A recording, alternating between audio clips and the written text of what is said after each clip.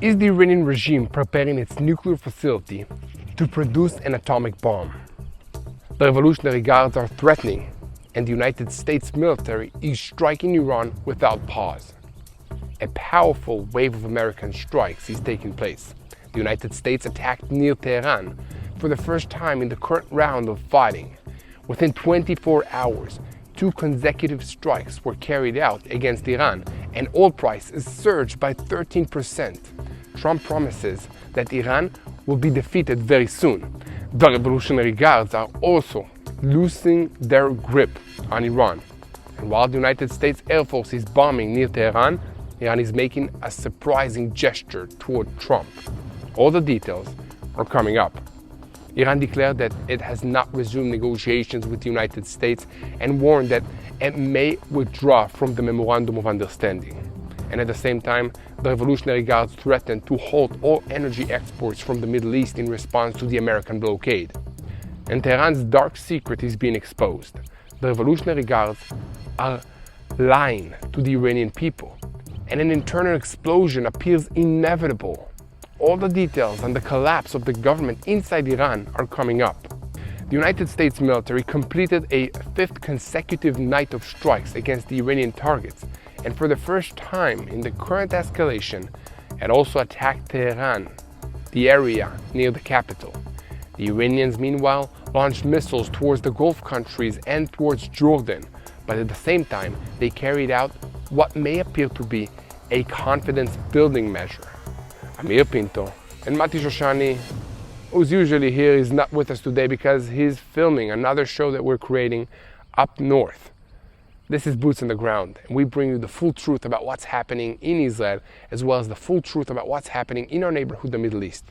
Today is July 16th, so let's begin. The United States Central Command announced within the past hour that its forces had launched a second large-scale wave of strikes against the military targets inside Iran. The airstrikes were carried out under the direct orders of the President of the United States and the Commander-in-Chief of the Armed Forces. According to the Pentagon statement, the strikes are focused on Iranian military capabilities used to threaten civilians and military vessels passing through the Strait of Hormuz, a critical international waterway through which a significant share of the world's oil and also global trade is passing through. The American military campaign against Iran is at the height of its intensity and escalation. In less than 24 hours, the United States Central Command completed several waves of strikes against the regime targets in Tehran, in which, according to the reports, at least 35 Iranians were killed and hundreds more were wounded. And at the same time, American forces disabled an oil tanker that attempted to violate the naval blockade. And the war is threatening to expand northward, following reports of explosions near the American consulate in Erbil, Iraq.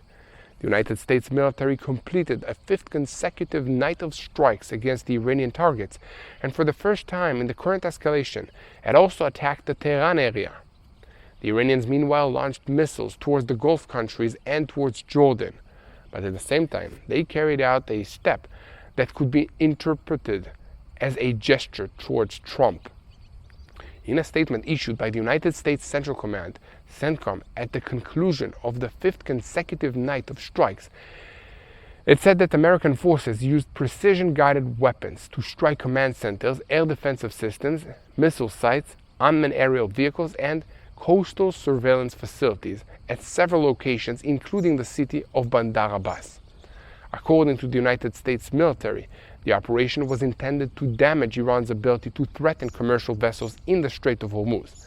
It also stated that the strikes were intended to erode Tehran's ability to threaten commercial vessels passing through the strait. And during an earlier wave of strikes, which lasted approximately 90 minutes, coastal defense and cruise missile sites on the greater island Tund were attacked.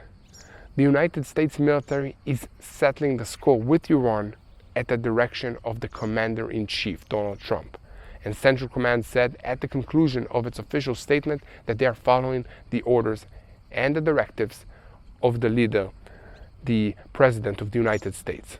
Trump is taking control of the Strait of Hormuz and pushing the Revolutionary Guards to the sidelines in terms of their military capabilities there. The confrontation surrounding one of the world's most important trade routes is no longer merely a security or economic dispute. It has become a struggle over sovereignty, prestige, and the ability of each side to impose its own rules of the game on its opponent. After the United States reinstated the naval blockade of the Strait of Hormuz, United States Central Command announced that it had disabled an oil tanker that violated the blockade and was heading towards a port in Iran. According to CENTCOM statements, the vessel ignored repeated warnings and attempted to violate the American naval blockade. An American aircraft launched Hellfire missiles at the vessel, striking its smokestack and disabling it. And at the same time, against the backdrop of the American strikes, Iranian threats against President Trump's life are continuing. Last night, the Iranian propaganda released a video titled, "Where Should Trump Be Killed?", which supposedly described the security arrangements surrounding him. United States President Donald Trump continued to increase the pressure on Iran, even today, making it clear that the decision on whether to expand the military campaign would depend on Tehran's conduct. When asked whether he intended to give Iran a deadline before authorizing strikes against bridges, Trump responded, "I don't like giving deadlines, but they know more or less what the story is. They have to behave nicely." Trump's remarks followed a severe threat that he made last night in an interview with Fox News, where he warned that if Iran does not return to the negotiating table, the United States will strike bridges and power stations in Tehran as early as next week. Trump, who the previous night threatened to attack Iran's power stations and bridges if it did not come to the negotiating table, also claimed that the Iranians had called and requested negotiations. Iran wants to meet, according to Trump. This was in an interview to Fox News. They want to reach an agreement. We'll see if we can reach this agreement with them. And later, at a conference that he attended in Pennsylvania, Trump declared that Iran will be defeated very soon. His remarks came shortly after a speech delivered by the Speaker of the Iranian Parliament, Mohammad Bagher Ghalibaf. Ghalibaf said that Iran was engaged in an existential war against the United States and that we must always be prepared to fight and stand until our deaths in order to defend our security and our national interests. But he also added one important sentence: we must also use the tools of diplomacy and negotiations to achieve and consolidate our national interests.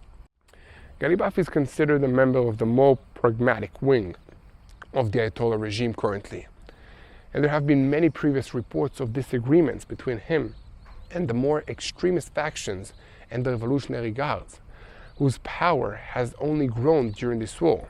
So, are we moments away from a ground raid by the United States military inside Iran? Let me know what you think about this, because the American strikes that were carried out in recent days are being conducted in preparation for a possible escalation by the United States, and their purpose is essentially to provide Trump with additional options later on should he choose to take that path. One of the American officials who spoke with Reuters described the strikes as preparatory actions. What are they preparing for? Not sure yet, but they are wearing down Iran's defensive systems in case the United States military is ordered to carry out more intensive operation in the future. It helps prepare the ground, if necessary, the official said. The move is intended to increase the pressure on the Iranian regime in Tehran, with the goal of forcing it to accept the American demands regarding its nuclear program and bringing about the reopening of the Strait of Hormuz. And while Washington is preparing for the possibility of further escalation, diplomatic efforts are also taking place. Iranian Foreign Minister Abbas Araghchi arrived in Qatar to hold talks concerning negotiations with the United States of America. The talks are taking place against the backdrop of American threats and the continued military pressure that Washington is applying to Tehran. Sources familiar with the negotiations believe that the coming days will be critical and that without a diplomatic breakthrough, Trump could face one of the most significant decision points since the beginning of the confrontation with Iran. Look, war is not a simple thing. Military escalation is also taking place against the backdrop of heavy losses on the American side. Recently published official figures indicate that 14 American soldiers have been killed and approximately 400 have been wounded since this war began. And I want to pause here for just a moment and send a prayer for the recovery and well-being of the wounded American soldiers and strength to the families of those who were killed. And amidst all of this, the United States President Donald Trump announced that Iran had released an American woman who was arrested in the country in December of 2024. She's now safe and outside the Iranian territory. She's doing well, Trump wrote in his post on Truth Social, the social media platform that he operates and sends his messages from. He noted that the American woman had been arrested during Joe Biden's term and said that the United States appreciates this gesture of goodwill. And meanwhile, in Lebanon, the Hezbollah terrorist organization is waiting for a green light from Tehran. This is Hezbollah's new plan against Israel's northern communities. The Lebanese political sources claim that the terrorist organization is reinforcing its forward positions north of the Litani River, carrying out logistical preparations, and stockpiling equipment and food in preparation for the possibility of an attack against communities in northern Israel. According to the report, the decision depends on developments between the United States and Iran, and on approval from Tehran to carry out the order. And the war in the Gulf is no longer remaining only on the battlefield. It's becoming an open confrontation between the major powers and a shadow war in the heart of Europe. During a heated discussion at the United Nations, China attacked Washington and accused it of being the party that is pushing the Middle East towards a dangerous brink. The United States fired back and pointed the finger at Chinese elements that it claimed helped arm the Houthis. But while Beijing and Washington exchanged accusations, a far more serious revelation came from London. According to Britain, the Quds forces did not limit itself to supporting operations in the Middle East. It also planned and directed attacks inside Europe. This is how a new and dangerous front is opening. China is backing the diplomatic pressure against the United States. Iran is operating its branches far beyond its own borders. And the regional confrontation is beginning to take on the dimensions of an aged and international struggle. So we have a great deal of stuff ahead of us, as you can see. Let's dive into the details. I'm Yair Pinto, with me is Mati Shoshani, and this is Boots on the Ground. We bring you the full truth about what's happening in Israel and about this war against the Revolutionary Guards in Iran, which is the head of the crumbling axis of evil in the Middle East. And just before we begin, I want to call on you to continue spreading the truth. Share our content with as many people as possible. Click on the subscribe button. Look up Yair Pinto and Mati Shoshani on our social media accounts so you can see life through our eyes in this war. Because as missiles once again fall across Israel from Iran, Hezbollah, and other enemies, many people are asking how they can stand with us, with Israel, in a meaningful way. So the answer is simple. Help us rebuild. And we invite you to take part in something real, something that is rooted in the land and in our hearts. The Rebuild Israel campaign continues. It's bringing life back to Israel's north. So along Israel's northern border, an area that is marked by war, displacement, and loss, we are now planting an apple orchard. Not just as a symbol for a single moment, but as part of a long-term commitment to restore what was damaged and strengthen Israel's future. At a time when Israel is under attack, planting trees is a powerful declaration. We are still here, we are rebuilding, planning for the future, and we're growing. And we're not going anywhere, because God promised this land to the people of Israel, and together we can help it flourish once again. So this orchard is more than just agriculture. It creates jobs for local families, it helps communities return and rebuild, and it sends a clear message to the people of Israel: you are not alone. When you donate, you're not just giving, you're rebuilding. Your support puts trees in the ground, restores livelihoods, and transforms land that is scarred by war into a land that grows again. This is how renewal takes root. This is how Israel rebuilds after war. Stand with Israel today. Plant hope, restore the north. You can do that by going now to tbn.org/rebuildisrael. That's tbn.org/rebuild Israel, or call 800-804-7895. That's 800-804-7895. Help us rebuild what the terrorists are trying to destroy. American aircraft did not stop at the Strait of Hormuz overnight. Iranian air defensive systems activated around Tehran, while strikes were reported near Seman, Khunbad, and Khormabad.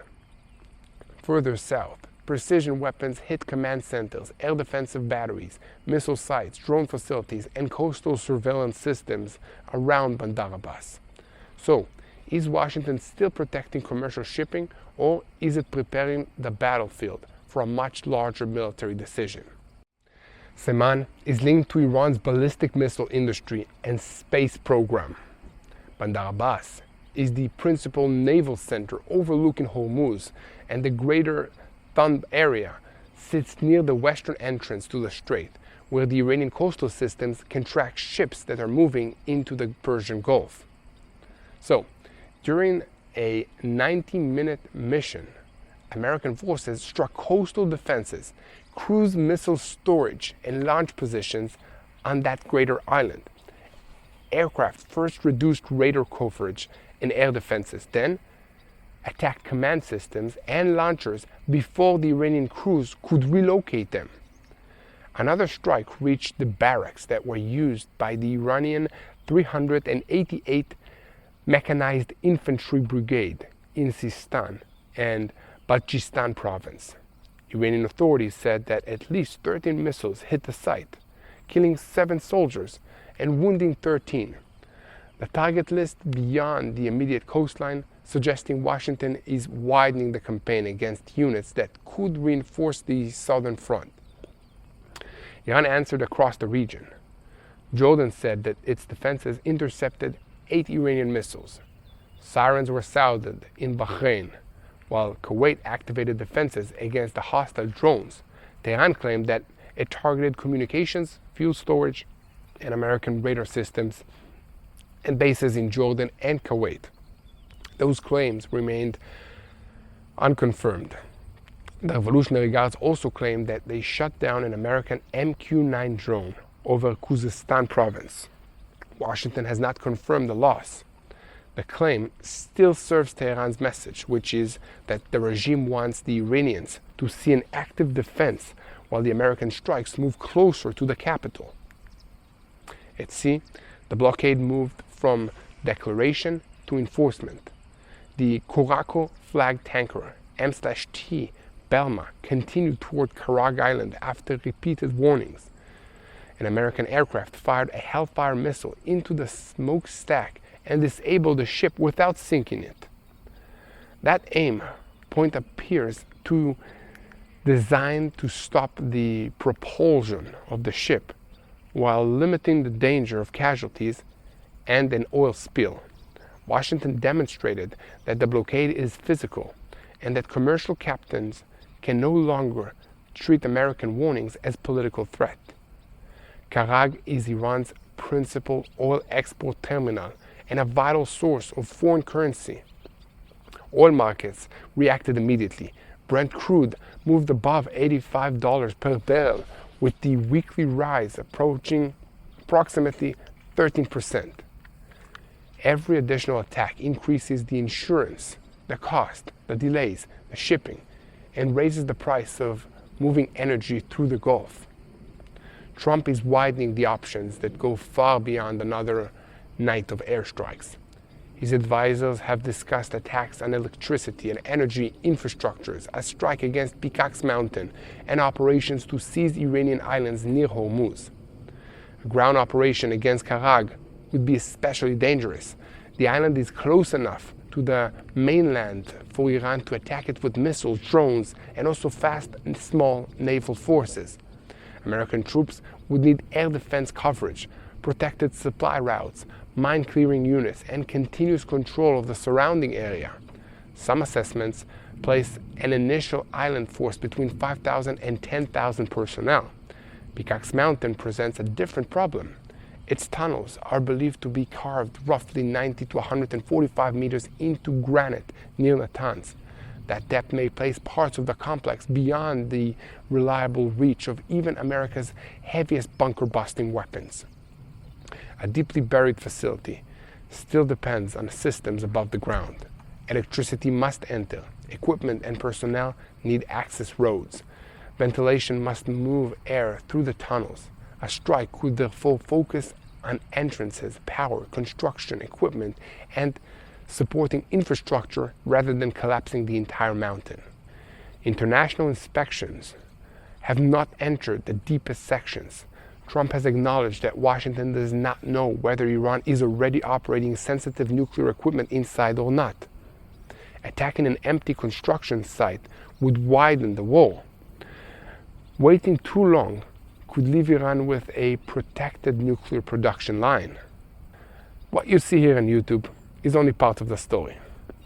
Get a closer first-hand look, behind-the-scene moments, stories of faith, resilience, and hope from Israel by going to www.tbn.org/journeys/boots. That's tbn.org/journeys/boots, or text boots to 316-316 for direct updates from TBN Israel with me, Yair Pinto, and Mati Shoshani. The military pressure is producing contradictory diplomatic signs. Iran's foreign ministry says that Tehran has no current plan to resume negotiations and no longer considers itself fully bound by the June 17th Memorandum of Understanding. Parliament Speaker Mohammad Bagher Ghalibaf called the conflict an existential war, but also said that Iran must use diplomacy to protect its national interests. Foreign Minister Abbas Araghchi traveled to Qatar for talks connected to the American channel. Trump says that Iranian representatives called and asked to meet. Neither side wants to appear desperate, so both are negotiating through public threats and military pressure. And then came the release of Dina Karari, an American Iranian citizen prevented from leaving Iran since December 2024. Trump called her release a gesture of goodwill. Her lawyer confirmed that she had left Iran safely and was returning to the United States of America. The release does not mean an agreement is close. It shows that someone in Tehran still wants a functioning channel to Washington. Iran can deny formal negotiations while using a humanitarian concession to test the American response. Trump refuses to publish a deadline. He says that Iran understands what comes next and has warned that bridges and power stations could enter the target list. At the same time, he continues to say that the deal remains possible. The American cost is growing. The official military death toll in Iran has reached 14 service members in the U.S. side and more than 400 that were wounded. Most suffered traumatic brain injuries, often caused by blast and blast waves, even when defensive systems prevented a direct hit. Inside Iran, the crisis is changing who holds power. Supreme Leader Mujtaba Khamenei has still not made a public appearance. His absence has fueled speculation, but there is no verified evidence proving that he's dead or incapable of governing. What is visible is the expanding role of the Revolutionary Guards, alternative control and command chain that kept the organization operating after senior commanders were terminated. Figures such as Ahmed Vahidi and Quds Force Commander Ismail Qani are gaining influence as civilian leaders become more dependent on the security establishment. The regime's weakness should not be confused with immediate collapse. Its legitimacy is under pressure, its economy is bleeding, and its leadership looks hidden. Operational control is shifting towards commanders who may view compromise as personal defeat. A damaged regime can become more aggressive, not less. For Israel, that danger is visible in Lebanon.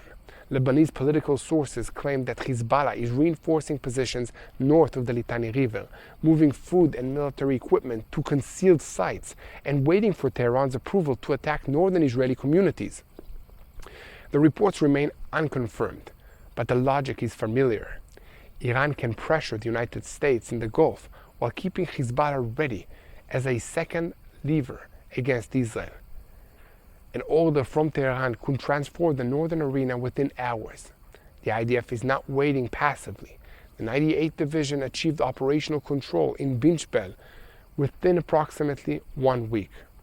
The 91st Division then moved into to deepen the control and destroy the remaining infrastructure.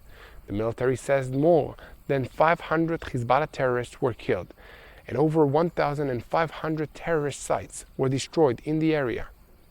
20 years after the Second Lebanon War, Binchbel remains a Hezbollah symbol and a military position overlooking northern Israel. The current operation is intended to prevent the organization from rebuilding launch sites, command posts, and weapons and storage near the border. The confrontation is also moving beyond the region. China accused the United States at the United Nations of pushing the Middle East towards a dangerous brink. Washington answered by accusing Chinese entities of helping arm the Houthis in violations to the United Nations embargo. Britain summoned Iran's senior diplomat and said that the Quds Force directed planned attacks inside Europe between March and May. London is now using new national security powers against organizations and individuals operating for the Revolutionary Guards. This campaign cannot be measured only by the targets struck overnight. The United States is attacking military systems and oil access. Israel is containing Iran's strongest proxy. European governments are targeting covert networks while diplomats search for language that might stop the next escalation. The next decision will reveal whether Washington is still shaping the battlefield for negotiations or preparing to seize territory and strike Iran's deepest protected sites. If Tehran activates Hezbollah or attacks Israel directly, can this campaign remain an American-Iranian war for even one more night? What do you think? Let me know in the comments. In the meantime, keep spreading the truth, follow us, and most importantly, do not forget to hit that subscribe button so that you stay tuned to Boots on the Ground and know how to pray for the situation. I'm Yair Pinto. With me as always is Mati Shoshani, except for today.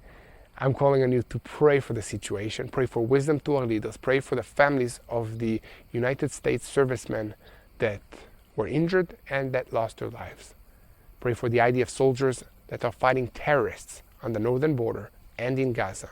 And keep praying for the Iranian people and for the peace of Jerusalem. Hello, this is Mati here in Jerusalem with TBN Israel. This is Yair Pinto from TBN Israel here in Jerusalem. TBN Israel is keeping viewers informed with Israel-focused news, culture, and what God is doing in this land. Support TBN Israel today online at tbn.org/Israel. Thank you.